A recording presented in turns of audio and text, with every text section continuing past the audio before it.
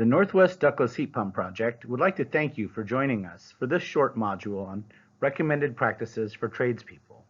In particular, we'll be looking at tips for adding ductless heat pumps to your existing contract business. A quick introduction. With each of these slides, we'll show you the brief overview of the slide, and then we'll go to the next version where we'll have highlighted some of our favorite points that we find bringing the greatest value to you. Of this from the intro, what we'd like to point out is this document contains a list of recommended practices for contractors that are considering selling DHPs that the Northwest Ductless Heat Pump team has distilled from interviews with several other contractors and review of the program over the years. So we've really taken this to heart, and we've actually done a lot of outreach to others who have been in your position, and we've taken the best of the best and put them into this recommended practices. What we'll cover today: getting started, picking brands to work with, picking a distributor to ensure your success, getting the training you need, working with codes and permitting offices, understanding utility programs and incentives that are available, and then identifying and overcoming common hurdles. So, getting started. These recommendations were repeated by multiple contractors that we interviewed. And obviously there's a lot on the screen here. And again, this is where getting the PDF version for your own sake would be very helpful. But some of what we found to be really critical were understanding that it takes at least 6 months to truly get a team up to speed. It can take even longer to see your division profitable in doing ductless heat pumps, but you really do need to have your business plan considering at least 6 months to get your team up to speed. You'll need to understand that without intentional marketing and social media campaigns, the majority of your work will come from referrals, so you really want to take care of the customers and look for additional referral streams, such as utility and weatherization programs. And finally, we think it's a great idea to get started considering one-to-one displacement systems in order to gain proficiency. What do we mean by this? If you take an electrically resistance heated house, a home, let's say, with electric baseboard or wall heaters, and you were to put a ductless heat pump in the main body of the home, the part where people spend the majority of their time, you are in fact displacing the heat that they would have used with the electric resistance with this high efficiency ductless heat pump. And it will also bring them cooling in the main body of their home. This is called the displacement approach, and it is generally considered the lowest cost way for a typical homeowner with an electrically resistance heated home to enter into this market and to really get the maximum out of a ductless heat pump. So we think it's a great way for you to consider starting up your business is this one-to-one displacement idea. There are a lot of electrically heated homes in the Pacific Northwest, and a lot of them have not had ductless heat pumps installed yet. So consider that. There's some additional value here, and that this also aligns with a number of the utility program offerings in the region. Picking the right brand of ductless heat pump can really be critical for your success. And we find that selecting brands for heating performance and satisfaction are really going to be important for you. In particular, we've learned it's not really our experience that all systems, even when they're properly sized and installed, will provide the same heating quality and performance. Simply put, some DHPs are better than others. So what should you be looking for? You're going to want to look for systems that produce a high discharge air temperature in heating mode. Now this is a relative term compared to, say, a gas furnace. This is not going to be the same high temperature, but again, within what is offered, do your research. Find the brands that produce the highest discharge air temperature in heating mode. Look for brands that have good strategies around defrost. You want short defrost cycles, and you want as few of them as possible. So this can have to do with at what temperature does a defrost cycle come on, how long is a defrost cycle set to run, etc. And then finally, you want to look for brands that offer good low-end capacity as well as high-end. What do we mean by this? Well, think about life in the Pacific Northwest. A lot of the hours in our year are spent in what we would call a partial load scenario, or it's a little cool outside, but it's not really cold. And that really does describe a lot of the hours in the year, whether you're in Boise, Idaho, McCall, Bend, Oregon, Seattle, Washington. In each of these scenarios, you're going to spend more time in this partial load condition than you will in a need for a full heating mode. So look for the pieces of equipment that operate well at the low end as well as at the high end. And this information should be available through all your manufacturers. Even more about picking the right DHP brand. There's a lot of talk about cold climate ductless heat pumps, or sometimes referred to extended capacity or enhanced capacity. And there's a good temptation, and for good reason, to want to do these. And that is because these systems work very well at very low temperatures. Is this the right purchase for you? If you work in areas where the temperature regularly gets below 17 degrees Fahrenheit, then you want to select a brand that offers cold climate or those enhanced or extended capacity models. Again, these systems will deliver close to their full oomph or their full power down as low as 0 or 5 degrees. So that's really a great benefit if you're east of the Cascades in the Pacific Northwest, or if you're at a high elevation, for instance. So that's the best time to consider this. Others may put in cold climate ductless heat pumps across the Northwest. There's nothing wrong with that. It will typically cost a little bit more to purchase that piece of equipment. And you still want to look for the cold climate models that operate really well at that low end that we mentioned previously, because that again is really going to define a lot of the year. So east of the Cascades, most definitely consider those cold climate models or high elevations. West of the Cascades, be mindful that this type of purchase may increase the cost, and you're really still going to need to look out for that low end capacity.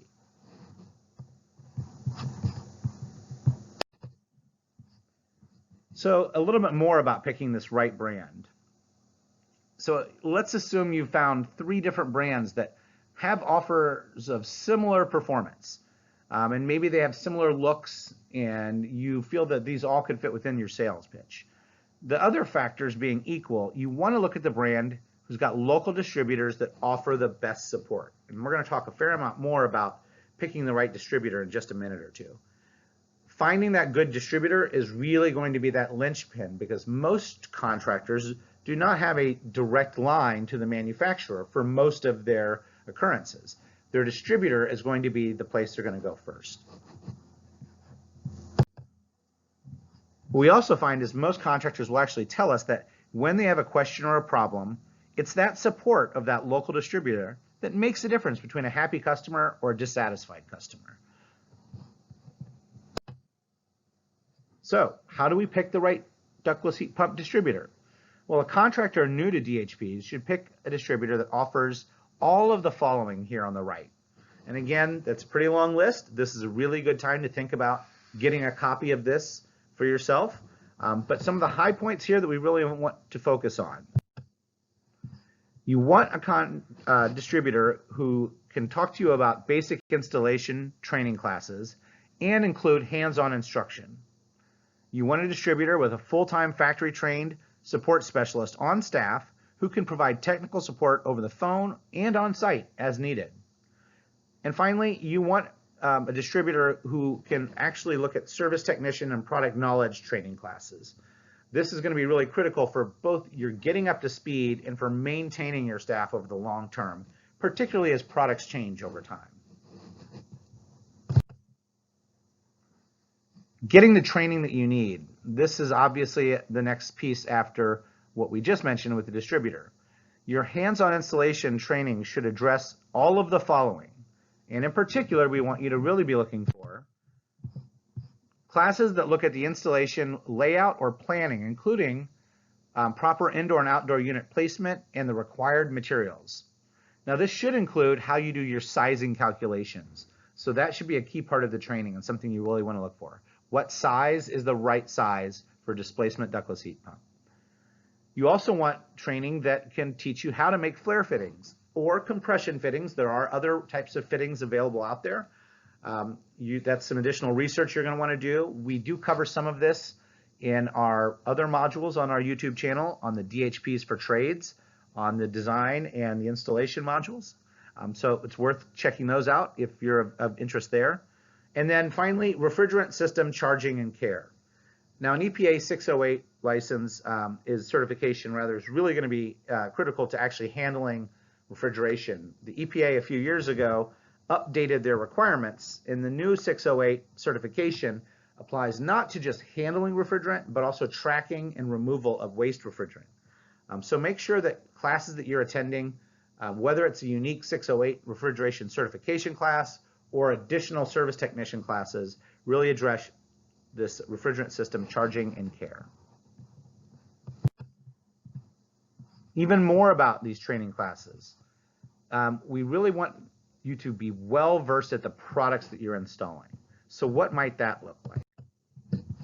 Well, some of the key takeaways here would be how to properly select and size products that satisfy the structural heating and cooling requirements. Again, are we looking at a ranch house with a large 500 square foot living room, dining room, family room, kitchen, and major hallway combination? In other words, a large space with a single head that will service it? Or are we looking at a two-story home or a split-level home? Each of these would have a slightly different strategy, so really understanding how to properly select and size the equipment that will meet these different layouts is going to be critical.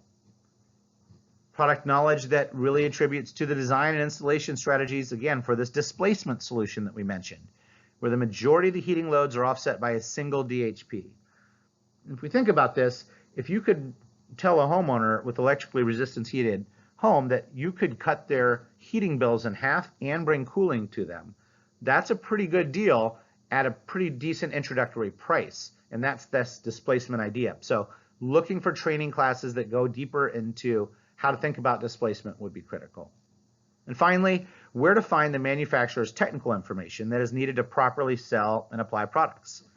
Some manufacturers have websites that are very easy to navigate and to find this information.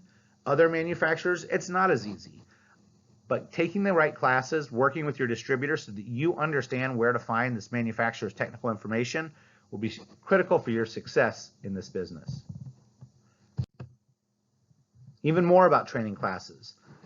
Training doesn't stop once you learn how to install. There's service and technical support training as well that matters, and it matters a lot.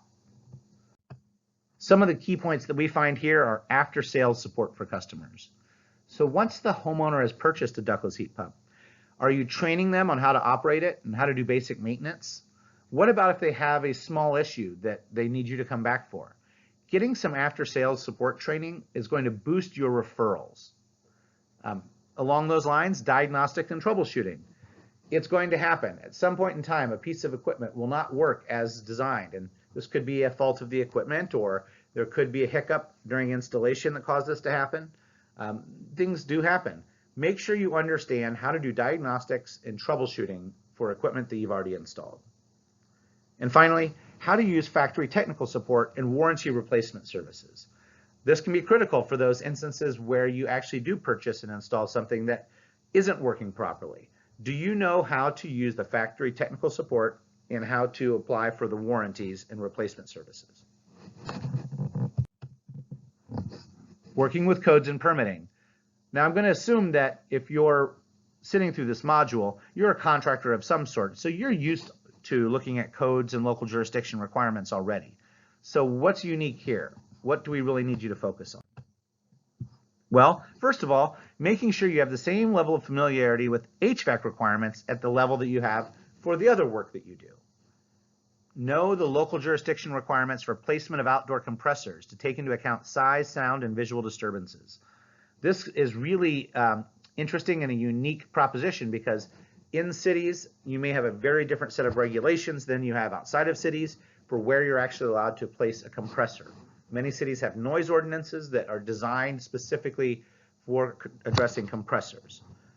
Even though ductless heat pump compressors are much smaller and quieter than your standard large air conditioner or central heat pump, they're still going to apply to these rules.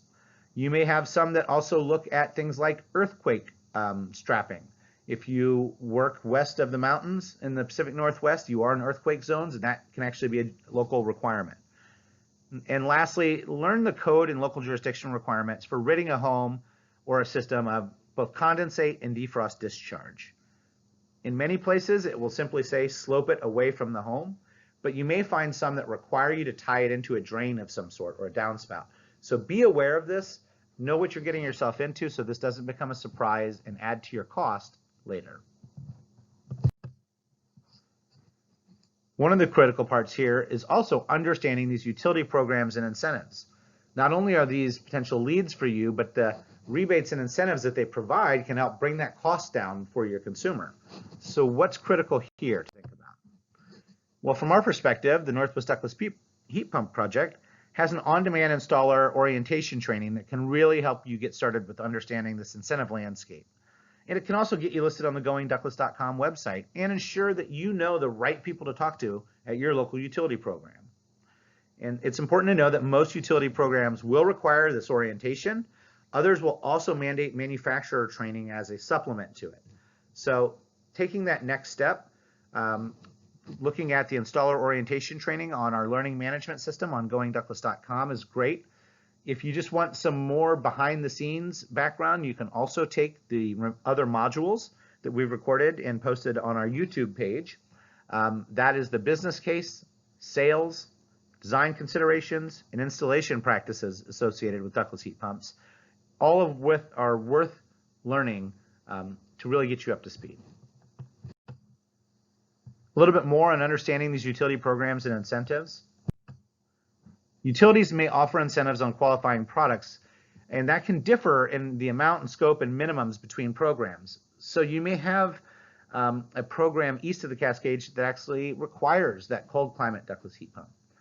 Others may have a higher HSPF associated, or heating season performance factor, in other words, efficiency of the piece of equipment that's being installed. Learn what is required in the regions that you're operating so that you're making sure you actually get your homeowners to qualify for these incentives. And know that some of these utilities offer leads, and some will even require homes to be pre-qualified. So get the rules down, learn them so that you can apply